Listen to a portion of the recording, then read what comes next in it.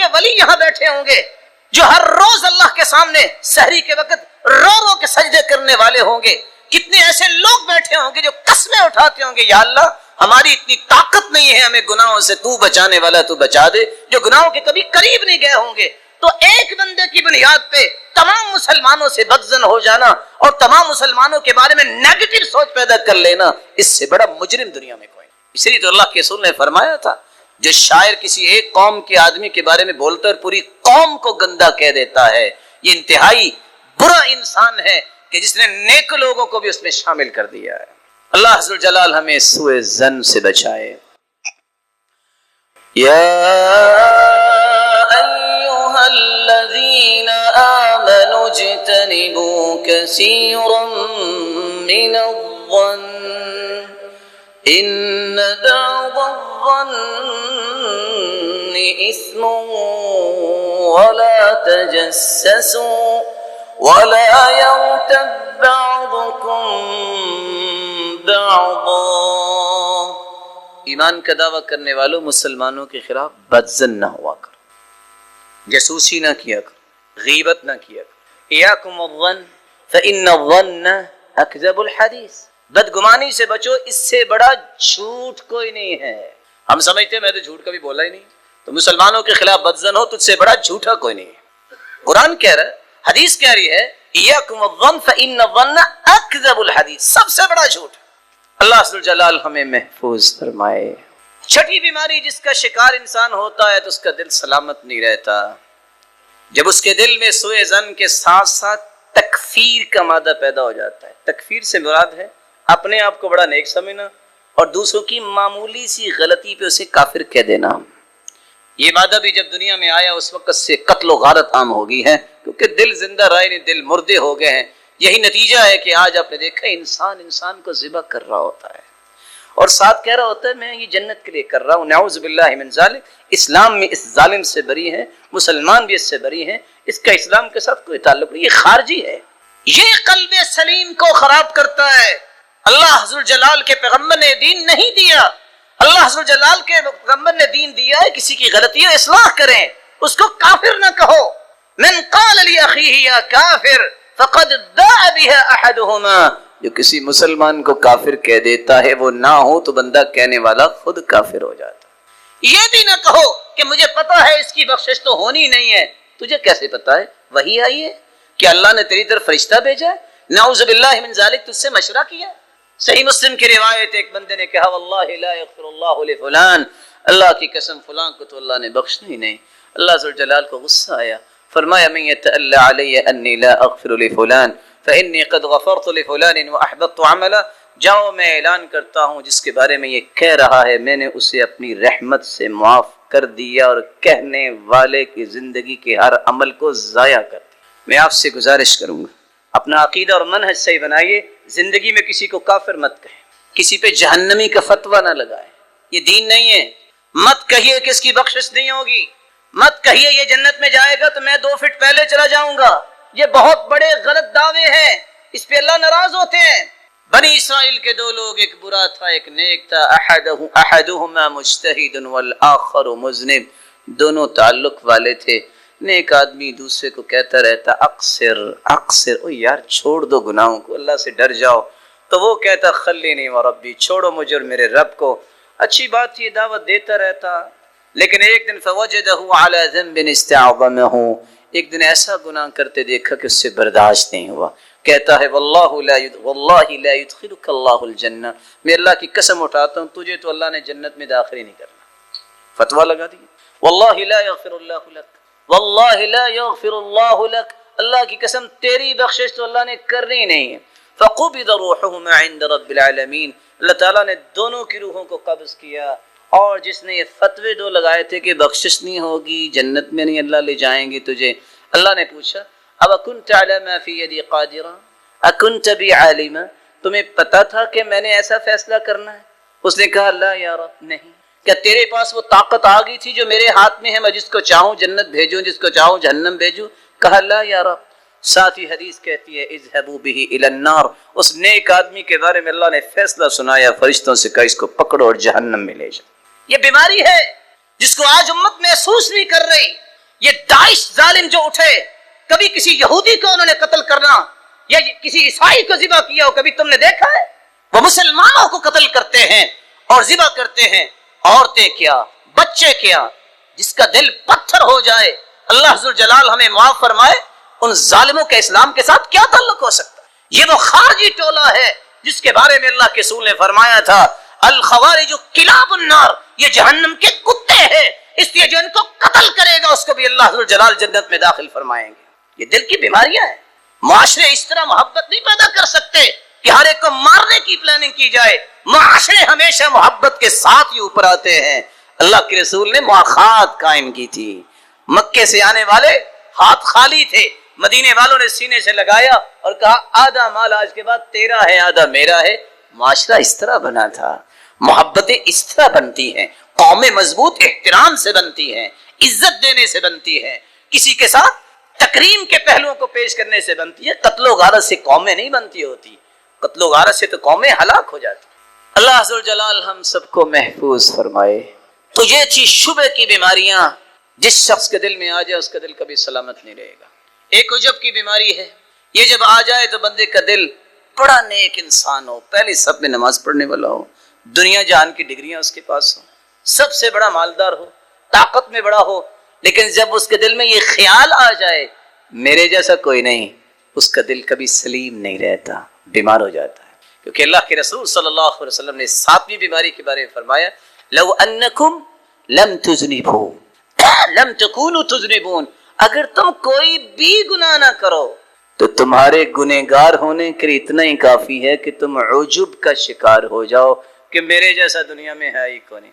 اور نہیں میرے بھائی، اور دنیا میں نکل کے دیکھو، اللہ کی قسم ہم جیسے لاکھوں کروڑوں ہم سے افضل موجود۔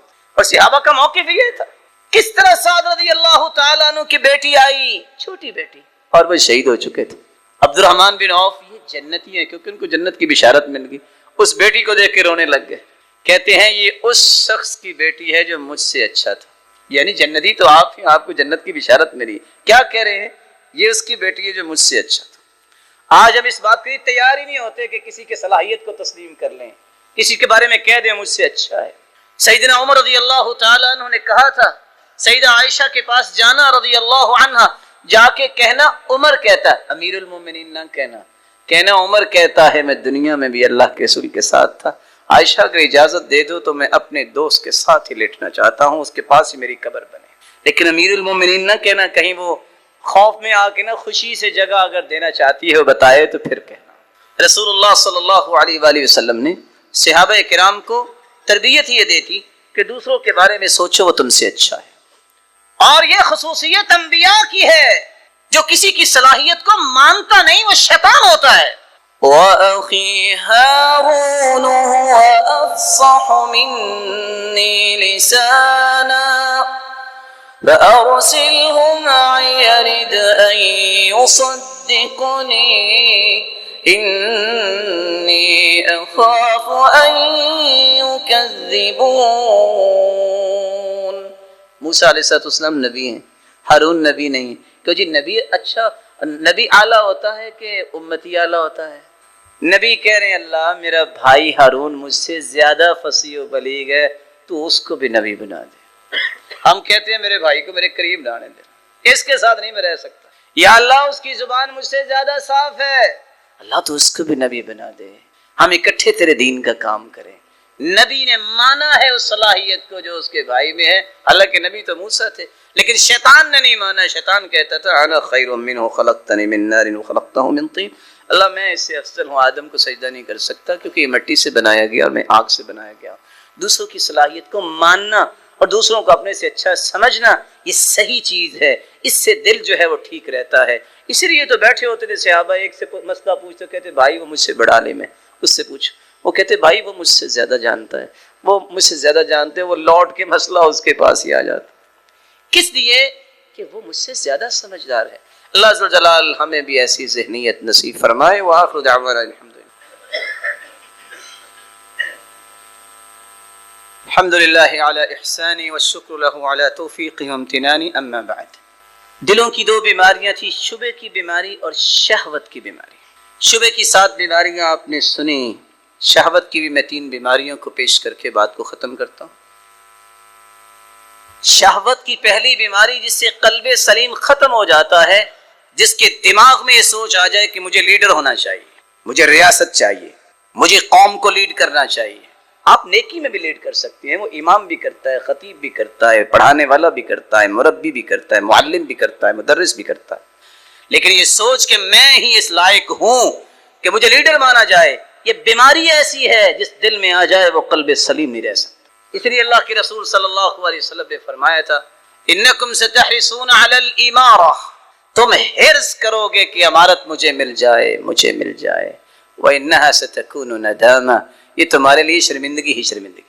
ما من رجل یلی عشرة فما فوقها الا وقد اتى اللہ مغلولا یوم القیامہ، 10 کا بھی جو امیر بن جائے قیامت کے دن اس کے ہاتھ اللہ کے سامنے جب پیش ہوگا نا تو اس کے ہاتھ بندھے ہوئے ہوں گے، یہ دونوں ہاتھ اس کی گردن کے ساتھ بندھے ہوئے ہوں گے۔ کب تک نہیں کھلیں گے؟ جب تک یہ حساب نہیں دے گا۔ فکہو برہو، اس کے ہاتھ اس کی صرف نیکی کھلائے گی، او بقاہو اسمہ، اور اس کے گناہ جو ہیں اسے مزید قیدی بنا دیں گے۔ پھر آپ نے فرمایا اولھا ملامہ، جو حرص کرتا ہے نا امارت کی تو سب سے پہلے تو اسے ملامت سہنی پڑتی ہے، وَأَوْسَطُهَا النَّدَامَةُ، اور درمیانی چیز کیا ہے، اسے ہمیشہ شرمندگی کا منہ دیکھنا پڑتا ہے، وَآخِرُهَا خِزْيٌ يَوْمَ الْقِيَامَةِ، اور قیامت کو ذلیل ہو جائے گا، ذلت ہو۔ یہ سوچ اتنی بری ہے، اگر عمر بن عبدالعزیز کی یاد تمہیں آئے تو سوچیں جب ان کو بنایا گیا خلیفہ وہ رو رہا تھا اور دنیا خوش ہو رہی تھی، پوچھا عمر آپ کیوں رو رہے ہو؟ کہا ان کو کیا پتا ہے کہ ذمہ داری کتنی ذمہ داری ہوتی ہے، اگر دجلہ کے کنارے پہ بھی کوئی بھوکا کتا بھی مر گیا تو حساب تو مجھے دینا پڑے گا۔ اور آج اسی عمارت کی کرسی کے پیچھے دنیا ذلیل ہو جاتی ہے، ساری دنیا جو ہے لگی ہے کسی طریقے سے کرسی مل جائے، اور رسول اکرم صلی اللہ علیہ وسلم کا دین کہتا ہے اِنَّا لَن نَسْتَعْمِلْ مَنْ طَلَبَنَا، جو ہم سے کوئی کرسی مانگتا ہے، کوئی عہدہ مانگتا ہے، ہم نے کبھی دیا ہی نہیں۔ اور ساتھ یہ بھی فرمایا جو خود سے اس طرح مانگتا ہے وہ خائن ہے۔ کمال کی بات ہے، یحییٰ بن معاذ نے کہہ دی، فرمایا وہ شخص من تشم منہ رائحۃ الرئاسہ لا یفلح، جس سے تمہیں محسوس ہونا کہ وہ اس طرح کی خواہش رکھتا ہے، تمہیں خوشبو آئے یہ کرسی کا ہی پجاری ہے، یاد رکھنا پوری زندگی کامیاب نہیں ہوگا۔ اور فضیل ابن عیاض رحمہ اللہ کہا کرتے تھے من احب الریاسہ، جو اس طرح کرسی کا لالچی بن جاتا ہے، حسد، وہ دنیا کا حاسد بن جاتا ہے، بغا، باغی بن جاتا ہے، بغاوت کرتا ہے، کسی کو ماننے کے لیے تیار نہیں ہے، اور وَتَتَبَّعُ عُيُوبَ النَّاسِ، وہ ہمیشہ لوگوں کے کیڑے نکالتا ہے، کبھی مسلمانوں کے بارے میں اچھی سوچ نہیں بناتا۔ وَيَكْرَهُ أَن يُحْمَدَ أَحَدٌ يُذْكَرَ أَحَدٌ بِخَيْرٍ، اس کے سامنے کسی بندے کی تعریف کر دو اسے پسند ہی نہیں آتی۔ اللہ عز و جلال ایسی سوچ ہی شہوت ہے۔ کیا کمال تھے اللہ کے رسول کے صحابہ۔ ابو ہریرہ کہتے ہیں لولا الجہاد وبر الوالدین لتمنیت ان اموت وانا مملوک، لوگوں اگر جہاد نہ ہوتا، والدین کی خدمت نہ ہوتی تو میں تمنا کرتا کہ مجھے موت آتی اس حالت میں کہ میں غلام ہوں۔ اس سے انسان اطاعت کرتا ہے۔ منوانا جہاں ایک بات ہے وہاں مان کے چلنا بھی ایک صلاحیت ہے، یہ ہر بندے کو نصیب نہیں ہوتی، لیکن ہوتی اس کو ہے جس کا دل سلامت ہو۔ دوسری بیماری شہوت کی یہ ہے جس کے اندر شہرت کا عنصر آ جائے، کسی طریقے سے میری شہرت ہونی چاہیے، اس شہرت کے لیے وہ کیا کچھ کرتا ہے، اللہ عز و جلال ہمیں محفوظ فرمائے۔ حالانکہ سلف کہا کرتے تھے متق اللہ عبد فاحب الشہرہ، شہرت کا حریص پوری زندگی متقی نہیں بن سکتا۔ ما صدق عبد قط فاحب الشہرہ، شہرت کا حریص کبھی بھی زندگی میں سچائی پہ زندگی کھڑی نہیں کر سکتا، یہ جھوٹ بولے۔ رسول اکرم صلی اللہ علیہ وآلہ وسلم نے اس لیے ان چیزوں سے منع فرمایا، فرمایا ان اللہ یحب العبد التقی الغنی الخفی، اللہ کو پسند وہ انسان ہے جو متقی ہو، کوئی اس کو جانتا ہے یا نہیں جانتا، وہ مستغنی ہو، لوگوں کی تعریف کی اسے ضرورت نہیں ہے، اور جس کی تعریفیں لاکھوں فرشتے کر رہے ہوں اس کو بھلا دنیا کی تعریف کی حرص ہونی چاہیے۔ اب بلال زمین پہ چلتے قدموں کی آہٹ جنت میں سنائی دیتی، ام سلیم زمین میں تھی، غمیصہ بنت ملحان اس کی خوشبو جنت میں جو ہے وہ آ رہی ہے۔ صحابی جو ہے حارث بن نعمان زمین پہ بیٹھے قرآن پڑھ رہے ہیں، ان کی تلاوت سے جنتی محظوظ ہو رہے ہیں، ان کو بھی خواہش ہو سکتی ہے کہ دنیا دار میری تعریف کرے۔ اللہ عز و جلال اس بیماری سے بھی ہمیں محفوظ فرمائے۔ اور آج اسی کے ضمن میں ایک ادب سے گزارش کروں گا، یہ بھی ایک شہرت کی بات ہے۔ پہلے جب کسی کے پاس جاتے نا تو وہ لوگ اپنی کتاب نکال کے دکھاتے، میں نے یہ بھی کورس کیا ہے، یہ بھی ڈگری لی ہے۔ آج شہرت کی حرص اتنی آ گئی ہے، جب کسی کے پاس جب وہ البم نکال کے دکھائے گا، میں نے اس کے ساتھ بیٹھ کے پکچر اتاری، میں نے ایک کے ساتھ بیٹھ کے پکچر اتاری، کوئی کام ہے؟ کہتا ہوں میں سیلفی ہوں، سیلفی بھی سیلفیاں لیا کرتا ہے۔ اور یاد رکھیے جو اس میدان میں قدم رکھتا ہے وہ جھوٹ پہ چلتا ہے۔ آپ نے دیکھا ہوگا بیت اللہ میں، میں کبھی کبھی سوچتا ہوں، کئی مرتبہ میں عمرہ کر کے آیا ہوں، کوئی بندہ ہار لے کے آتا ہی نہیں ہے، وہ کتنے لوگ ہار والے آئے ہوتے ہیں، تو میں سوچتا ہوں یہ ابھی یہ عمرے کا سارا طریقہ سنا دینا ساری دعائیں، تو ٹکٹ میں نہیں بھی دے دوں گا۔ جس نے داڑھی نہیں رکھی، جس نے راستے میں سارے راستے 5 گھنٹے سگریٹ نوشی کرتا آیا ہے، اس نے عمرے اور بیت اللہ جیسی عظیم نعمت سے کیا لیا؟ کیا اس کو فائدہ ہوا؟ اور وہاں بیت اللہ میں کھڑے، جان پہ بنی ہوتی ہے مومن کی کہ مجھے میرے رب نے بلایا ہے، میں کہیں خواب و خسران واپس نہ لوٹ جاؤں، میں کچھ مانگ لوں۔ چکر بڑے کرنے پڑتے ہیں، آہستہ آہستہ چلنا پڑتا ہے، جلدی سے چکر ختم نہ ہو جائیں۔ اور نشہ اتنا شہرت کا ہے، ساتھ ہاتھ کھڑا ہے اور ساتھ کیمرہ پکڑا ہوا ہے اور منہ ہلا رہا ہے، جھوٹ بول رہا ہے اور ساتھ پکچر لے رہا ہے کہ دعا کر رہے ہیں، حالانکہ دعا نہیں کر رہا ہوتا۔ اللہ تعالیٰ اس بیماری سے بھی امت کو محفوظ فرمائے۔ تیسری اور آخری بات، میرے معزز اور میرے محترم بھائیوں، یہ دل کی بیماریاں دور کیسے ہو سکتی ہیں؟ اس کے لیے 3 کام آپ کر لیجئے۔ اللہ کا ذکر جب تک نہیں کرتے آپ کا دل صاف نہیں ہوگا۔ اللہ کا ذکر کثرت سے کیا کریں۔ مثل البیت الذی یذکر اللہ فیہ والبیت الذی لا یذکر اللہ فیہ کمثل الحی والمیت۔ جس گھر میں اللہ کا ذکر ہوتا ہے، جس گھر میں اللہ کا ذکر نہیں ہوتا، اس کی مثال ایسی جیسے مردہ گھر ہے اور زندہ گھر ہے۔ زندہ گھر میں زندگیوں کی رونقیں ہوتی ہیں اور مردہ گھر میں تو قبریں ہی ہوتی ہیں، وہاں تو چور ڈکیت ہی چھپتے ہیں، بچھو اور سانپ ہی ہوتے ہیں۔ ایسے لوگوں سے آپ خیر کی کیا امید کر سکتے ہیں؟ تو اللہ کا ذکر جو ہے وہ آپ کے دل کو سلامت رکھے گا۔ فرائض کی پابندی کریں۔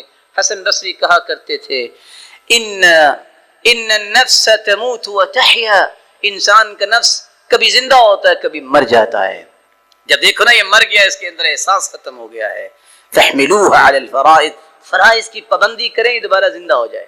فاذا احیت فادبوها بالتطوع، اگر زندہ ہو جائے تو پھر ساتھ اس کو موٹا تازہ کرنے کے لیے، طاقت دینے کے لیے نوافل کی عادت ڈالو۔ فرائض کے بعد نوافل کی عادت ڈالو گے تو تم کبھی اپنے دل کو مردہ نہیں پاؤ گے۔ اور تیسرا طریقہ، اس دل کی ہر میل کچیل کو رگڑ کے صاف کرنے والا جو علاج ہے، اپنی استطاعت کے مطابق اس رب کی رضا حاصل کرنے کے لیے صدقہ